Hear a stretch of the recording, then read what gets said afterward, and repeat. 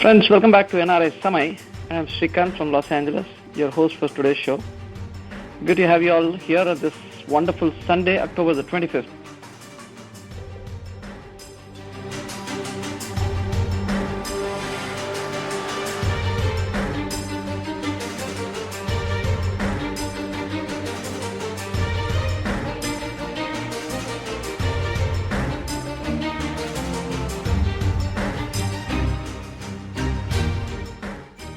Cancer, pretty much in our age-old movies, age-old means a decade and a half back, was more talked about in the movies to just create some sort of hyper-emotion. But look at these days, this word is heard quite often. Ask yourselves, have you not heard of the cancer and its attack on your loved ones, extended family, or even your close friends or colleagues? This is not about exaggerating, but just to live in the world of truth. While the debate over and over has been on affordable health care, controlling the drug cost, etc., etc., is there ever a debate on the sort of food we intake? And is there any relationship between the food we take into our body and its effect? How about lifestyle, climate change, etc.? How about alternate medicines? Is there any credible research out there? Friends, while I've seen a lot of research and not a lot of research as well, both shades to this problem of cancer. And even if there is some sort of research which is often ridiculed, NRI Samay is deeply honored to have Linda on our show this afternoon, stage 2 breast cancer survivor. And Linda is ready to share her thoughts on what is she doing different and how is she able to stay strong against this malady called cancer. She seems to be questioning the status quo of the medical industry, its best projected practices, procedures for over a year. Linda, glad that you're doing good with your health and keeping your spirits high. I'm sure this show would help thousands out there. Welcome to the program, Linda. Thank you so much. First of all, cancer is a broad topic, so let's take this interview by subtopics. Your story, your lifestyle, the lifestyle and its impact, food intake and its impact, alternate medicines, and your thoughts. So I just wanted to ensure that the listeners get a good idea of what we're talking about here. So Linda, tell us briefly about your health condition and what you went through in terms of pre-diagnosis and post-diagnosed with cancer. I know memories hurt seriously, but thank you so much for taking the courage to share your story today. It helps many people out there to gain much-needed knowledge and confidence of listening to your story. So can you brief us on what was your health condition? What did you go through? Well, prior to being diagnosed, I thought I was your basic general picture of health. I exercised, I ate fairly well. I was in the process of changing a lot of my diet to organic and non-GMO. I'd been researching that. And lo and behold, all of a sudden I did, locate a lump, and it turned out to be breast cancer, stage 2. So you're in shock. You're upset, you're in shock, etc. And pretty soon they're just throwing all these treatments at you, and out of fear, you jump on the bandwagon. And so I started with chemotherapy, which I don't wish on my worst enemy. It's not that I have any, but if I were to have an enemy, I wouldn't wish it on him, because it basically kills most of your body to kill the cancer, and you need to do certain approaches to life in your diet in order to stay on top of that. That's my opinion on that. So that's basically what I did. Is I started with chemo, and right before starting chemo, I had discovered an alternate form of treatment that I wanted to do in addition. So I did do a couple of different types of treatments. Okay. So what it was is it's called Cbd Oil. I was introduced to medicinal marijuana, and there's an oil that is extracted from the marijuana plant, and it kills cancer cells. In contrast to chemo kills your cancer cells and your good cells. So that's why your body takes a big toll, because all your good cells are being killed at the same time. So the CBD oil, it does not make you high. A lot of people think that, you're going to have hallucinations and that sort of thing. It does not make you high, but it's very beneficial. And apparently we all have cannabinoids. I'm not saying that right, but it's part of what's in the plant. We have that in our body naturally, but by adding this, it does help to kill off the cancer cells. Backtracking a little bit, I was diagnosed years ago as having dense breast and fibrocystic. And no one at that time ever said anything that would be a problem down the road. So when I was first diagnosed, I was telling anybody that would listen, if you have dense breast or fibrocystic, make sure you do regular exams and, research it and stay on top of it, because the research that I did do directed to dense breast and fibrocystic are the ones that are generally end up with breast cancer. And I have talked to numerous women since, and a lot of them have been one or both.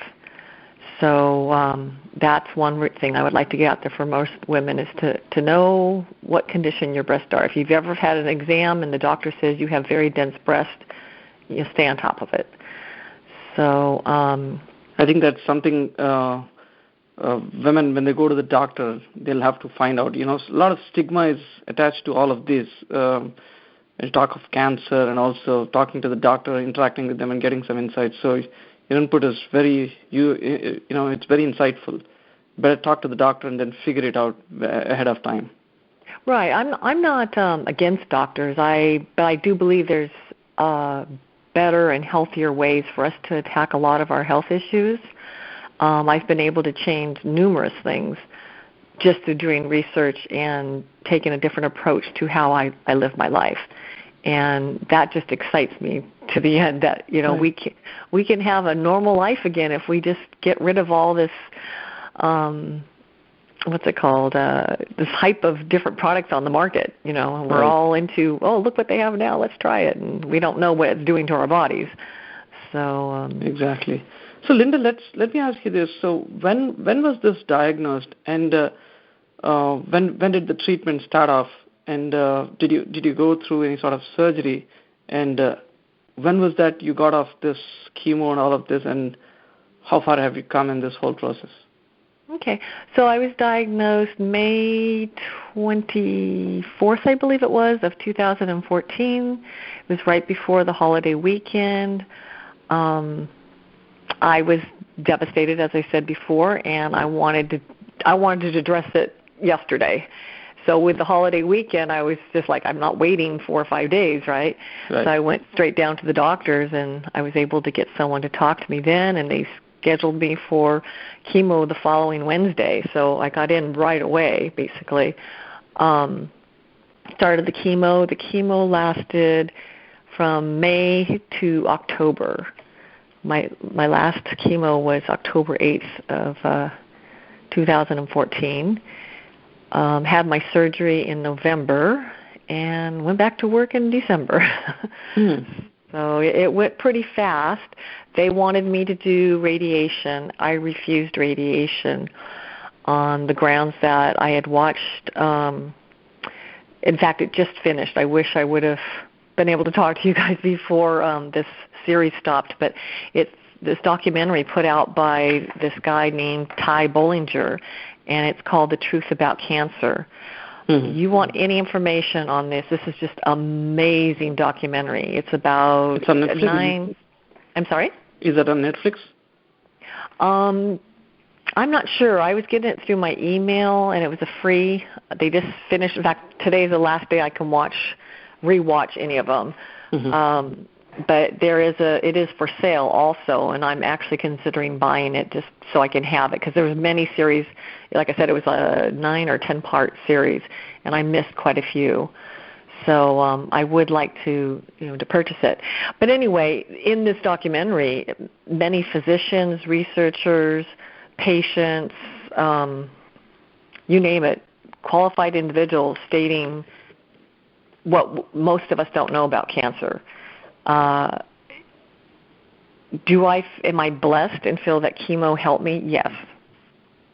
Would I do it again? Not necessarily. In that documentary, there are many people who've had different types of cancer that refused all traditional medicine and just did changing in their diets, food, vitamins, light therapy. I can't think of anything else. But anyway, they did other natural sources and were able to cure their cancer. Amazing to me, just totally amazing. Right. I basically did the chemo for my family. Oh, okay. And when you're talking about vitamins and other things, right, Linda? I wanted to know what sort of vitamins are basically missing in the body for people out there who are listening to the show. I wanted to get them the importance of having vitamins and all the necessary things in the body that can at least moderate this cancer to a certain extent. Any thoughts on that? Well, I think the biggest concern is vitamin D levels. So for most people, we are vitamin D deficient, especially the more olive-complected you are. There are many articles out there you can research online about the link between low vitamin D and cancer. It affects your immune system, your muscles, your nervous system, etc. I was vitamin D deficient, but didn't know the link. And so now that I know the link, I'm working very hard to raise it. And it's not easy when you are indoors so many hours and they're telling you to put on sunscreen, which we really shouldn't be wearing sunscreen, unless you're going to be out like on a boat and just bombarded with sun for many hours, but that's a whole other story. But yes, vitamin D, magnesium, just in general, eating healthy. This is my recommendation to everybody, whether you have cancer or not, is to stay away from sugar and flour, and to eat a very colorful diet. The other thing that change that I made was I found out that if your body is acidic versus alkaline, that's a breeding ground for the cancer. Cancer cannot live in an alkaline body. So if you're acidic, so I take the little test strips. Well, while I was going through cancer, it was daily, but now it's, usually every other day, every couple of days. But I test my acidic level. And I can tell by my food. If I'm cheating a little bit, just wanting to have something, feel like the old self again, my acidic level will change. But there's a lot of signs people have, too, that their body's not doing well. And one of mine was I had a rash under my armpits for a couple of years. About a year and a half, 2 years. And the doctors just told me I had some sort of a dermatitis. And they couldn't get rid of it. I tried numerous different creams and ointments. And I came across that Truth About Cancer documentary and another doctor who's an oncologist in Italy, and he was talking about it being a fungus. I'm like, what? Cancer a fungus? Anyway, long story short, after watching both of those, I realized that they had something, and that's when I changed my diet even more so while still going through chemo. And that's when I cut out all sugar or anything that would convert to sugar. And guess what went away? My rash. Yes, it went away. So, there's a lot, I think, that we can help ourselves with. And so to summarize that you've mentioned, Linda, it's about taking as much colorful diet as possible, maybe green diet, and also very less sugar, ensuring that we have the right vitamins, magnesium, vitamin D, as you mentioned, has got a lot of relationship in terms of these cancers. So, going into the sun and then getting as much vitamin D as possible, right? So I'm sorry, the vitamin D, the magnesium works with the vitamin D to help you absorb it. So, being olive-complected, the more you're in the sun doesn't mean it's going to absorb. So that magnesium can help you to absorb that D. Got it. Mine doubled after I started taking magnesium. Oh, wonderful. And, Linda, after surgery last November, right? So after surgery also, are there any suggestions to go for a few more rounds of chemo or anything of that nature?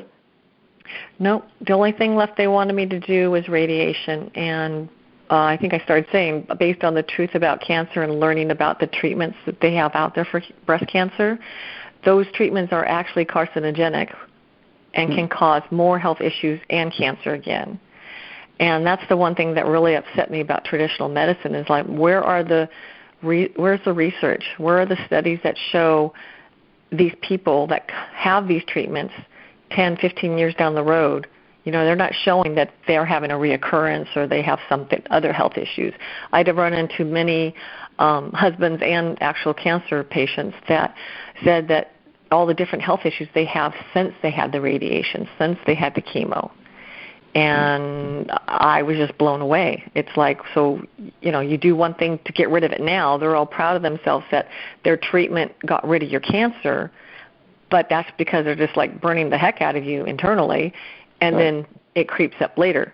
And my message to other patients is you can help yourself by just the food alone. The food is like the trigger to a lot of the growth of these types of illnesses. So, I don't have any future plans. They want to do all kinds of mammograms on me, like a couple times a year, and I basically am refusing because of the radiation and the treatment. I feel pretty confident now with what I'm doing that everything is fine. So. And it's been a year. The surgery is done, and also the diagnosis was done, right? So. And how about the levels right now? It was diagnosed as stage 2, and then it just is normal right now, Linda? Or how do you feel now? I feel great. Back to the CBD oil, my very first chemo treatment, I had also been doing the CBD oil, and the doctor examined me after my first chemo treatment, and he could hardly talk. He just looked at me and he goes, your tumor has shrunk between 30 and 40%. And he said it with a question to his tone. And I looked at him and I said, is that good? He goes, that's wonderful. And then I told the nurses in the infusion center what he had said, and they were saying, one treatment you shrunk 30 to 40%. And I said, yep.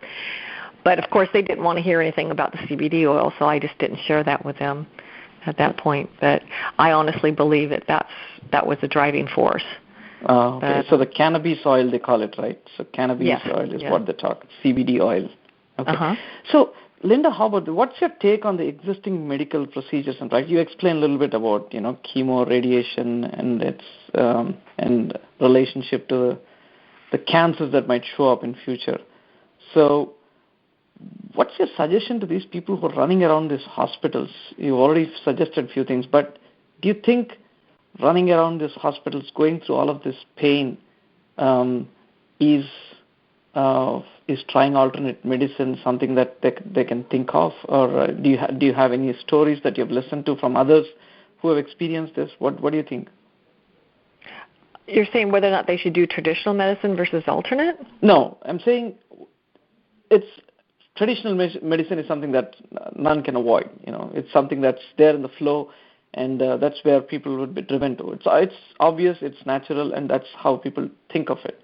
But, trying these alternate medicines like cannabis oil, that the CBD oil that we're talking about is being talked about quite often. We have also done an interview earlier in NRI Samay as well on this topic. So do you know of any other stories about this people taking cannabis oil and then sharing their information and how it is reducing, the cancer or the tumor? I know of one from the site when I was doing my research about a woman who had done mastectomy, and then it came back, and then she did chemotherapy. Her cancer came back, and then she was stuck. What am I going to do? And that's when she came across the cannabis oil and started using it, and she's been cancer-free for, last time I checked, I think it was like over 5 years.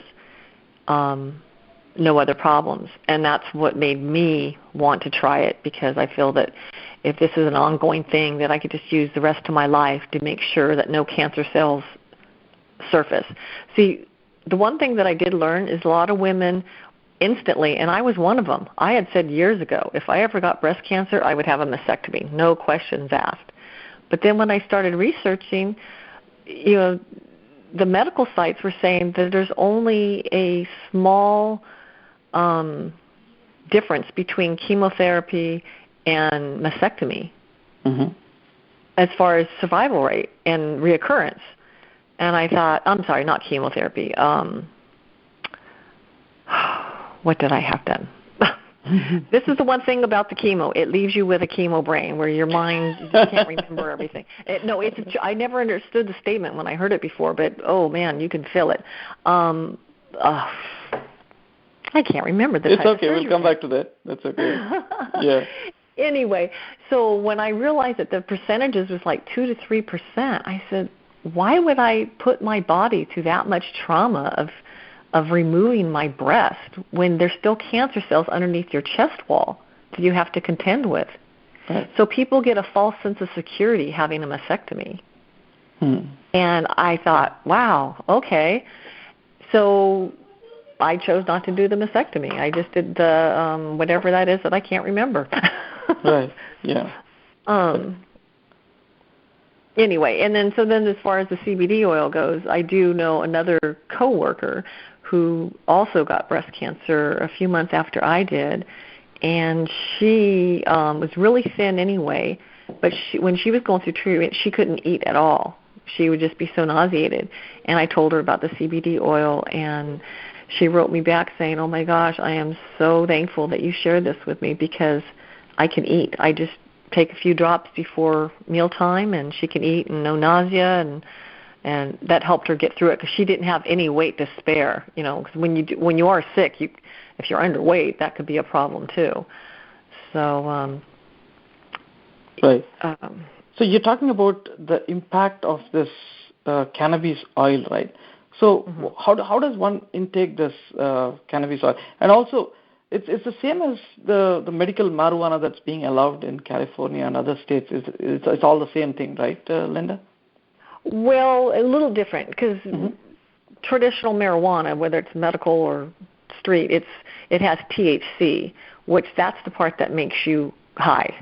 Okay. The CBD oil has, I think, like 0.1%. It's never been an issue for me. Basically, you take it comes in a syringe, and you put a dot on a piece of hemp paper, and which the hemp paper dissolves in your mouth. That's why you want that kind to dissolve. And then I drink it down. It's very quick and non-tasting. Everything. It's really easy to use. Now, during the first part of the chemo, when you're very nauseated and needing to vomit and that sort of thing, the only thing that would help medical marijuana-wise was to smoke it. And that does have that THC level. Fortunately, it only took like 2 puffs to knock out the nausea and the vomiting. So, you don't have to worry about being, high all the time.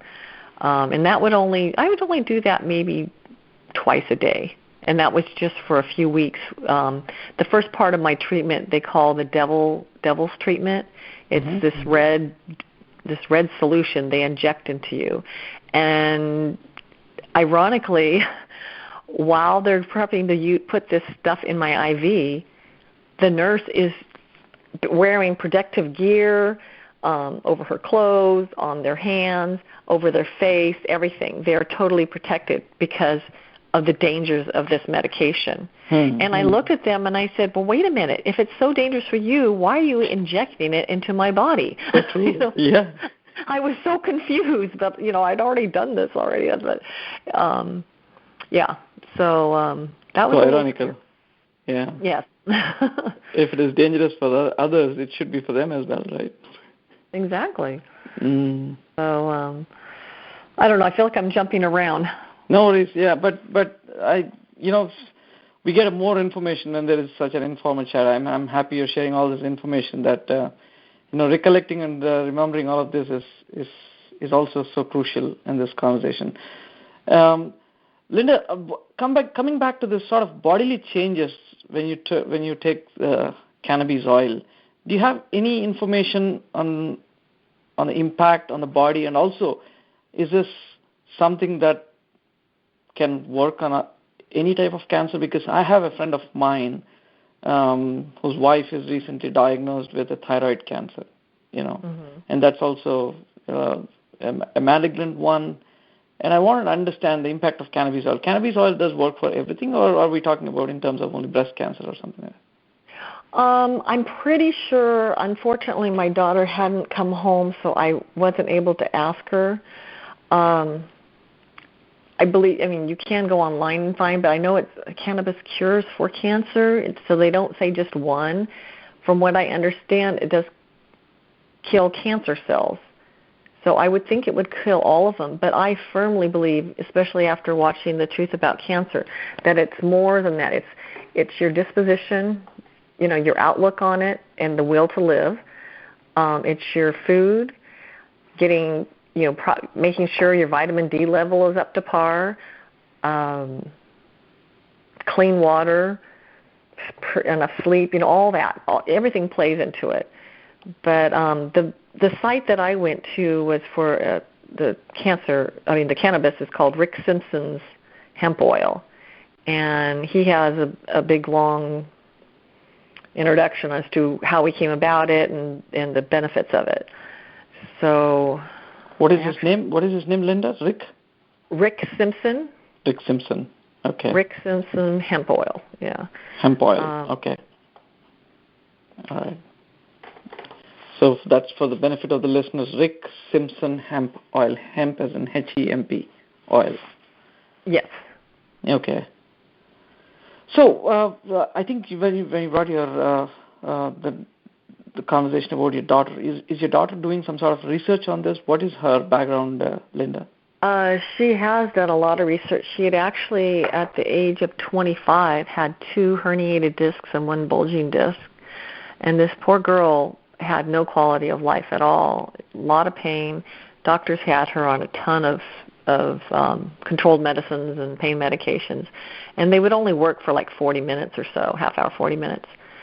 She ended up starting to do some research on the cannabis oil, and now she can run up and down the stairs, and she can go hiking and work out, and wow. she could stand versus sit. Anytime she went somewhere, she would have to sit down because she'd be in so much pain. And as parents, it was really hard because you raise your children telling them, do not do drugs. Right. And she approached me one day and said, Mom, I can't do this anymore. I can't be on morphine every single day at this age. This is crazy. And she said she had done some research on the cannabis oil and wanted to try it. And I said, honey, whatever's going to make you have a better quality life, I'm all for it. And it's done wonders for her, just absolutely wonders. And then I was diagnosed probably 3 or 4 months after she was. She started this treatment, so it's helped both of us. Right.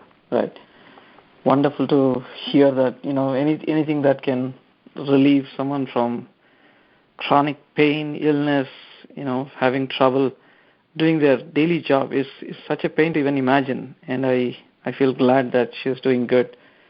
And thanks for sharing that information, Linda. And, sure. Linda, what do you suggest, relying on the traditional medicine and alternate medicine for people who have recently been diagnosed with many different cancers that we are hearing about? Do you suggest that along with the medicine that they are taking, along with the treatment that they're taking, it's no harm trying the cannabis oil? Cannabis oil, in your research, do you think has any side effects or any impact on the body? No, once again, I wish I could retrieve this information like my daughter does for you. Yeah. She did all the research. She'd actually printed out the medical side of the research for my doctor, and I presented it to him when I went the first time, and he said, we can't acknowledge or recommend this because, there's not enough evidence. And I'm like, just read it, please, Right. And he wouldn't even read it. But he was willing to write me a prescription for Marinol, which is synthetic marijuana. Okay. Isn't that ironic? Right. Okay. Oh, anyway, I don't feel comfortable really telling anybody, this is what I would do. Which is fair enough. What I do recommend is just to do their research. I mentioned in front of your friend yesterday with my husband sitting there, that if I were to do it all over again, I would hold off and do some research and try other avenues such as my diet and the medical marijuana first. And he was losing it. He was so upset. Oh, no, you wouldn't, because he went through the fear of losing me. Mm-hmm. And, he wasn't totally sold that would be the only way to handle it.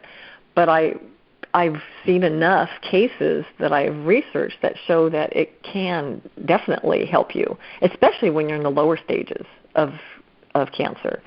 So true. And you also talked about, Linda, the lifestyle changes, right? Nature of the work that we're doing these days, the amount of sleep that we get. What sort of lifestyle did you have personally? And do you see any sort of linkage between the lifestyle that we are going through these days, a lot of stress and other things, in terms of aggravating this cancer? Yeah, oh, yes. The types of chemicals we're exposed to, the GMOs, the pesticides, the chemicals from your personal products. Another big one is the aluminum in your antiperspirants. So aluminum is in your deodorant antiperspirant, and we are just rubbing that on our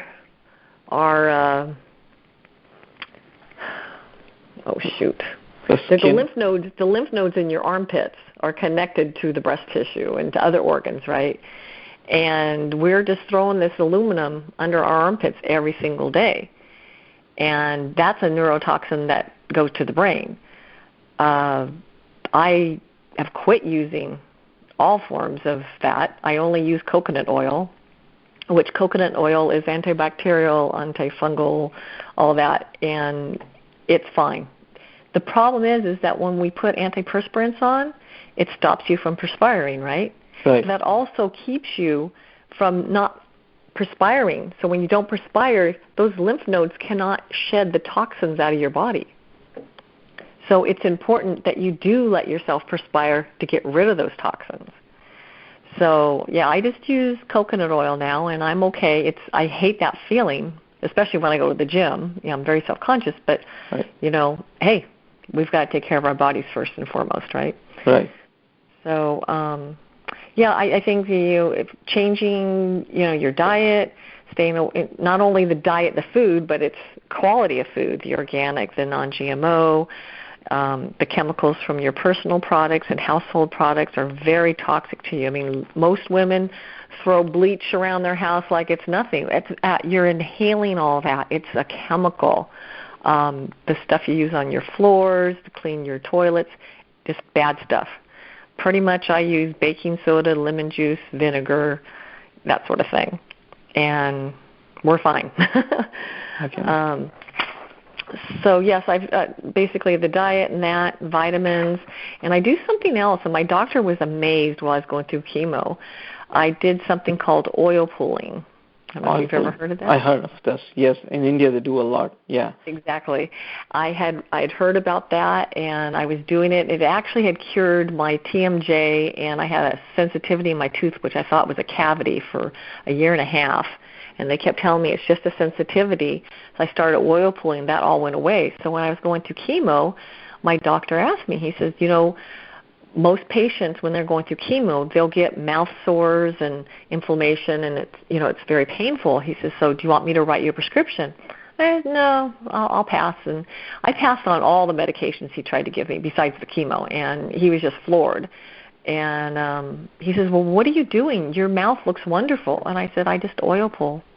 And I did it very religiously because I wanted to pull as many of those toxins that was going into my body out. That's true. I wanted them out as fast as they were coming in. So, so I recommend the oil pulling also. Amazing. Can't think of anything else. Right, and you brought a topic about the GMOs, right? I think 85% of the foods in the United States is all GMO-driven, right? Everything is genetically modified here, and all are corn-filled, right? So how is it possible for anyone to avoid the GM food, right, Linda? First of all, I'm not so sure that it's that high. It is high. It's gotten much higher because it's been since the 80s. But how do you get around it? Well, there's been all that fighting in our government and the Food Association trying to get it labeled. And everyone's saying, we got to get it to pass. Well, it's not going to pass because these people have way too much money, yes, and they're fighting against it. But the way a consumer can change it, don't buy it. Because the main, if you think about it, the main foods that have the GMOs in it are the foods you shouldn't be eating anyway, and the foods that only, I hate to say this, but a lot of those foods are the foods that people who don't have any money consume. They buy their soda and their chips and their cheap bread and their, it's sad because they're killing off a certain part of the population, my opinion. Right, yeah. So, but, so that gets us back in the old days. I'm sure I'm much older than you, but back in the 50s and 60s, you didn't go to the store and buy something with a picture on it and directions for a microwave. Right. You picked something out of your garden, or you went to the grocery store and you got organic, fresh food that was from the farms, and you made yourself something to eat with maybe some meat if you ate meat. If not, you just made other food, but you weren't getting things out of boxes and frozen and that sort of thing. And I think that's what people need to realize is we need to get back to the basics, because that's the medicine for our food is healthy food. Right. Totally agree. Absolutely. And Linda, I really want to thank you for sharing all these thoughts and insights. It's phenomenal to imagine what you underwent and how you got over it, really being very positive, and more importantly, sharing this information because others who hear this story, coming back from a situation where you were diagnosed with a stage 2 breast cancer, and then going through a lot of pain, taking the chemos and being suggested with various different techniques like radiation and all, and you researching yourselves and then coming back with your own conclusions on how to handle this. And it's been a year that you've been doing all of this. I really want to thank you for all the effort that you've taken and the time that you've taken to talk to our listeners here today, Linda. Oh, you're welcome. Any other final thoughts that you want to share? Well, as far as the vitamins and some research, I'd love to give a couple of recommendations on some doctors to follow, if that's okay. Mm-hmm. Please go ahead. drmercola.com. He's an awesome doctor. Mm-hmm. And Dr. Carolyn Dean. She wrote the book. She's a world-renowned specialist in magnesium deficiency, and she wrote the book called The Magnesium Miracle. And magnesium just made a lot of changes in my life for me. Okay. So those are the two people that I just highly recommend. Wonderful. drmercola.com, mercola.com. Am I spelling it right? mercola.com. Wonderful. And the other doctor's name is Dr. Caroline Dean? Carolyn, Carolyn, and her last name is Dean, Dean. DEAN.com. Okay. And she wrote a fantastic book called The Magnesium Miracle, right? Uh-huh. Wonderful. I really want to thank you once again, Linda, for all your thoughts. Okay, you're so welcome. You have a great time. Bye. You too. Thank you. Bye-bye. Thank you. So, friends, that was Linda from the Bay Area, San Francisco area, talking to NRI Samay about the whole process of what she underwent in terms of cancer. Listening about cancer itself is such a pain, and undergoing this new the techniques like chemotherapy, radiation is another big pain that people should undergo. And far beyond, Linda took the courage to basically go around, research a little bit, understand and identify the alternate techniques and alternate medicines that are available, and try it out for herself. And she was kind enough to share all that information on NRI Samay. So, friends, do listen to NRI Samay every weekend on nrisamay.com. And you can also go to facebook.com/NRI Samay and like our Facebook page. You can follow us on Twitter, twitter.com/NRI Samay. You can listen to all our archives on youtube.com/NRI Samay. Have a wonderful, wonderful weekend, friends. Hope this show will give more insights to any of you who are listening. Thank you. Bye.